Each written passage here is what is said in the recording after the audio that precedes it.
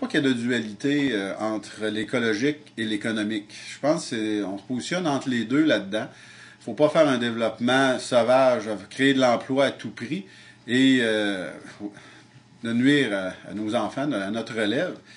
Mais en même temps, il ne faut pas être militant très loin, où ce que là, on empêche de créer des choses aussi. Il faut créer de l'emploi pareil. On ne peut pas dire on ne coupe plus de forêt.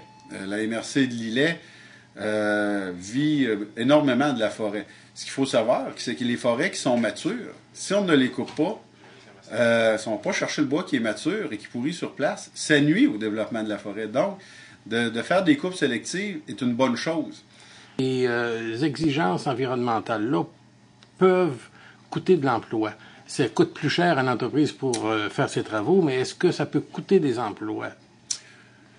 Je te dirais que non, et au contraire, je pense qu'on en crée, parce que il y a des opportunités, dans toute menace, il y a des opportunités. Donc, les entreprises qui ont eu à traiter leurs déchets, leurs produits toxiques, c'est des nouveaux emplois qui se sont créés. Quand on travaille sur des projets à développement durable, ça crée des emplois aussi. C'est juste une mentalité, une façon de faire différente qu'on fait. Mais là-dedans, il y a des opportunités extraordinaires. Puis au Québec, je pense qu'on est un des leaders là-dedans de développer des technologies au niveau environnemental. Je pense à Fertière au niveau du traitement des lisiers de porc. Cette organisation-là génère de l'emploi parce qu'ils se préoccupent de l'environnement et des fertilisants. Donc là-dedans, il y a beaucoup d'opportunités. Quand ça coûte des emplois, c'est parce que c'est des entreprises qui ne font pas attention, qui ne respectent pas les réglementations.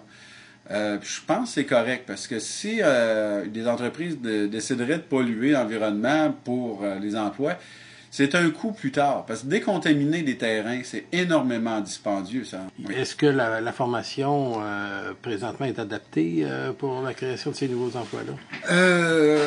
Vu que c'est un créneau qui est quand même en émergence, ça fait peut-être 5, 6, 7 ans qu'on vraiment on se préoccupe plus et on cherche des technologies au niveau environnemental.